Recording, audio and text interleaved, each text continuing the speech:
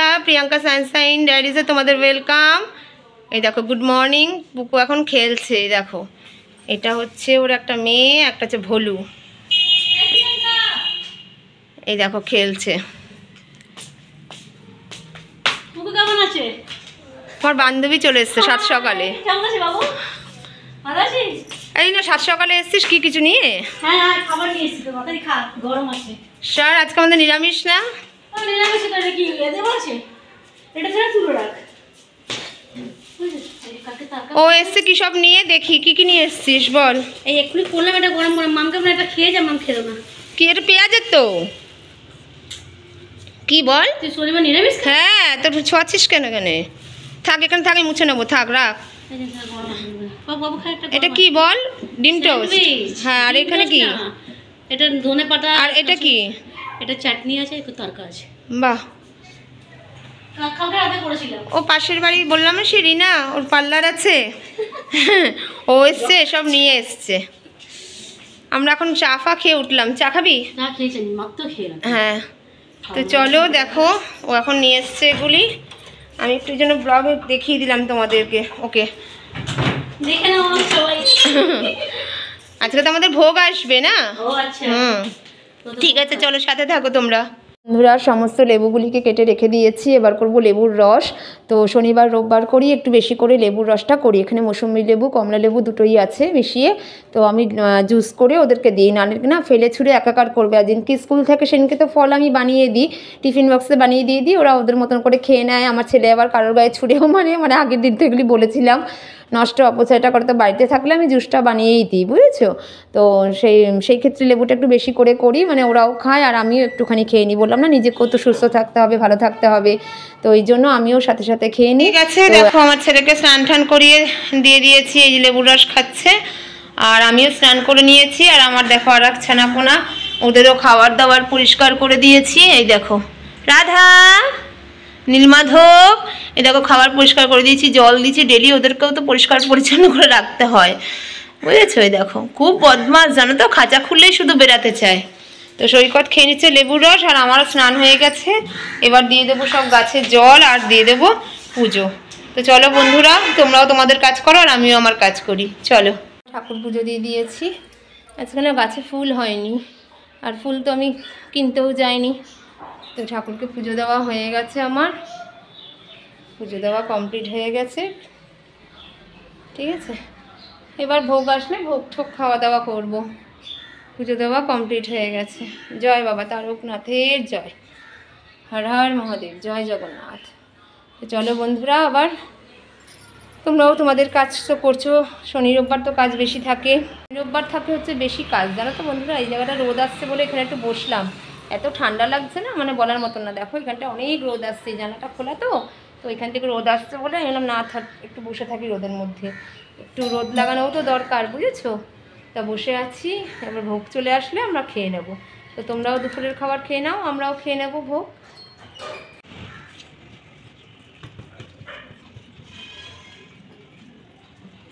চারিদিকে শুধু ভোগ আর ভোগ। আর এখানে দেখো কত রকম মিষ্টি, বুঝেছো? এখানে কত রকমের মিষ্টি, এর মধ্যেও আছে অনেক রকমের মিষ্টি। তো এখন খেয়ে নিচ্ছি, মানে দাদার খাওয়া হয়ে গেছে, ও খেয়ে উঠে গেল, তার জন্য আমি তখন ভিডিওটা করিনি। এখন এই মেয়ে খাচ্ছে আর আমি ছেলেকে খাওয়াচ্ছি আর নিজে খাচ্ছি। দারুণ হয়েছে ভোগ, আর এত ভোগ, এই দেখো প্রচুর ভোগ এসে যায়, জানো তো বন্ধুরা। কত দেবো লোককে, পাশের বাড়ি তো দিই, একে তাকে তো দিই, এবার রোজটা সম্ভব হয়ে ওঠে না দেওয়া। তো এই হচ্ছে কথা। তো তোমরাও খেয়ে নাও, আমরাও খাওয়া সেরে নিই, তারপরে বসে একটু পারলে গল্প করবো। চলো, একটু যাচ্ছি বাইরে, বুঝেছো?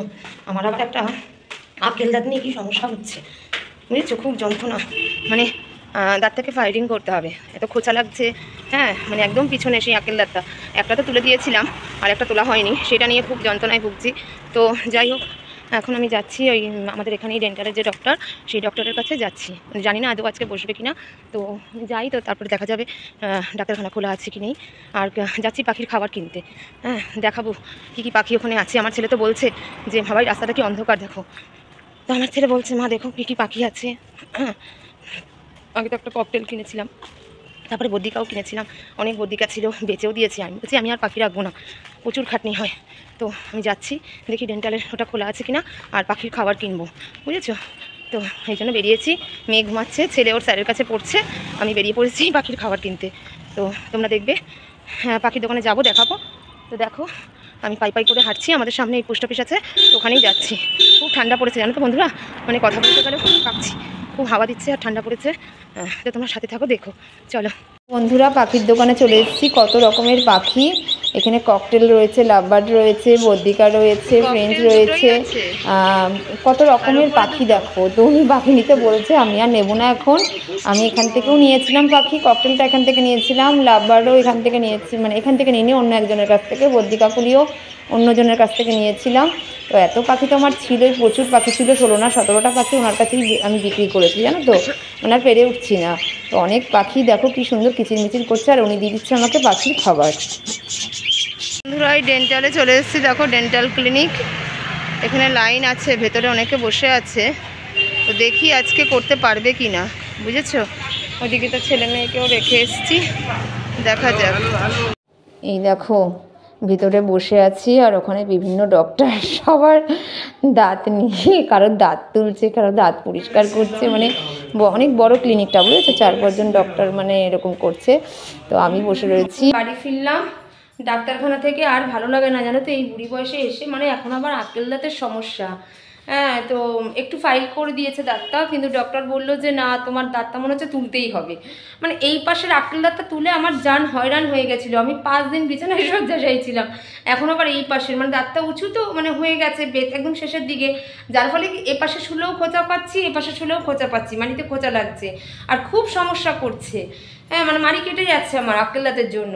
তো আমি তো একটু ফাইল করে আসলাম, কিন্তু মানে ডক্টর বলছে যে তোমাকে এটা তুলতেই হবে, তোরা ছাড়া কোনো অপশান নেই।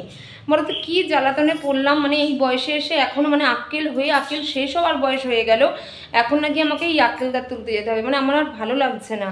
মানে এমনি সমস্যা, তার উপরে একটার পর সমস্যা, মানে আর কি বলবো জানো তো বন্ধুরা, মানে একদম ভালো লাগছে না, মন মেজাজ খারাপ হয়ে গেছে এই আক্কেল দাঁতের জন্য। ভালো লাগে দাঁত ফাত তোলা, আমার খুব ভয় পাই এমনি, মানে ভয় দেখো আমি খুব একটা যে ভীতু তা না, কিন্তু আমার এইসব ভয় লাগে, আমার ভীষণ পেন হয়, মানে দাঁত ফাতের ব্যাপার আমি এইসব, মানে আমার এমনিও আমার দাঁতে কোনোদিনও ক্যাভিটিস নেই, কোনোদিনও পোকা নেই, মানে দাঁতে তো অনেকের পোকা থাকে, এ থাকে তোলা, এইসব মানে ঝুট ঝামেলার মধ্যে আমি কোনোদিনই পড়িনি। আমার একবারই দাঁতে জাস্ট হয়েছিল একটা আক্কেল দাঁত এপাশে, এখন এই বুড়ি বয়সে এসে আবার এই পাশে আক্কেল দাঁতটা আমাকে এরকম মানে সমস্যায় ফেললো। বাট আমার দাঁতে কিন্তু মানে কোনো রকম সমস্যা নেই, না আছে পোকা দাঁত, না আছে কোনো মানে ক্যাভিটিস, না আছে দাঁতে কোনো অন্য সমস্যা, কোনো কিছু সমস্যা নেই। তো এই আক্কেল দাঁত নিয়ে মরেছি জ্বালায়, আর ভালো লাগছে না জানো তো। তো দিয়েছে যেহেতু মাড়িটা একটু কেটে কেটে গেছে না এই খোঁচায় আক্কেল দাঁতে, ওই জন্য একটা মাউথ ওয়াশ দিয়েছে, আর বললো যে একটু গরম জল দিয়ে মাঝে মাঝে একটু নুন জল দিয়ে ওয়াশ করো। হ্যাঁ, একটু ফাইল করে দিয়েছে, বেশিটা কাটতে পারিনি, বলছে নাহলে মাড়ি কেটে যাবে। তো ওই জন্য তুলতেই হবে। তোলার আগে বললো দাঁত তুলতে 2000 টাকা, আর তোলার আগে ওরা একটা ব্লাড টেস্ট করতে বললো, আর ওদেরকে আগে ফোন করে জানাতে বললো।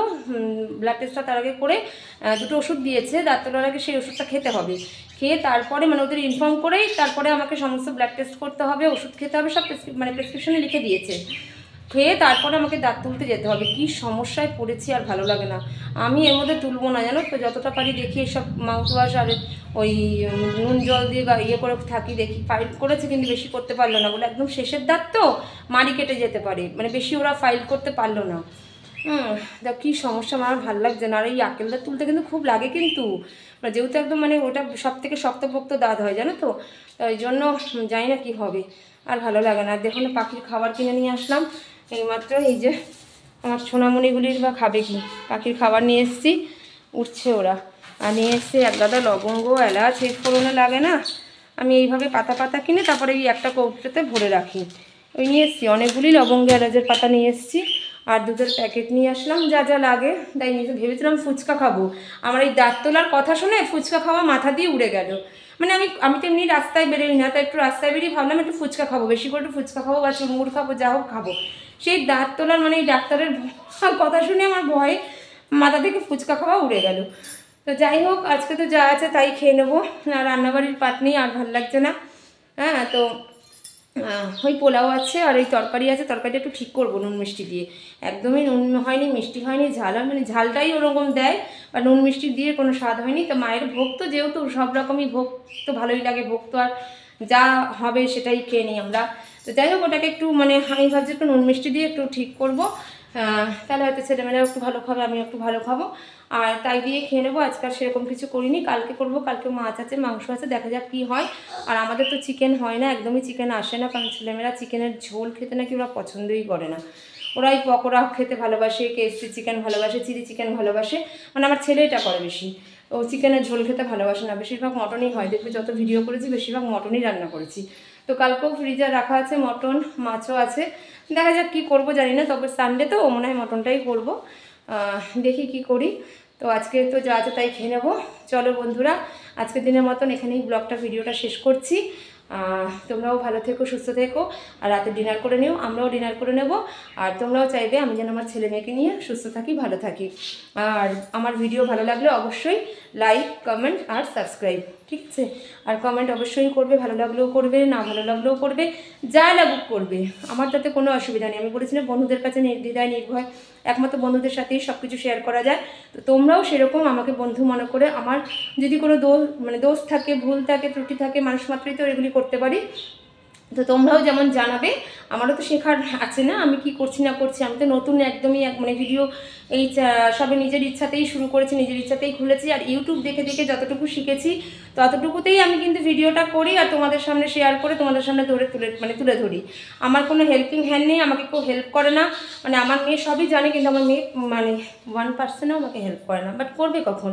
ও নিজে পড়াশোনা করবে না এসব মানে ঢংচঙের কাজ করবে, তো ওই জন্য ওই সব দিকে পাত্তাই দেয় না, ও নিজের পড়াশোনা, নিজের কাজ এসব নিয়েই মানে ও ব্যস্ত থাকে। তো আমি ওকে বিরক্তিও করি না যে বাবা না বাবা এইসবের কাজে তো আমাকে জানানোর দরকার নেই, আমি যেমন পাচ্ছি, যা পাচ্ছি আমি সেইভাবেই ভিডিও করবো, আর সেইভাবেই আমি ব্লগ বানাবো, সেইভাবেই আমি তোমাদের সামনে তুলে ধরবো, সেইভাবেই ছাড়বো, শেয়ার করব। তো অবশ্যই তোমাদের ভালো লাগলে আমাকে কমেন্ট করবে, আর আমার সাথে থাকবে, পাশে থাকবে, আর প্রচুর প্রচুর আমাকে ভালোবাসা দেবে। চলো বন্ধুরা, টাটা, গুড নাইট।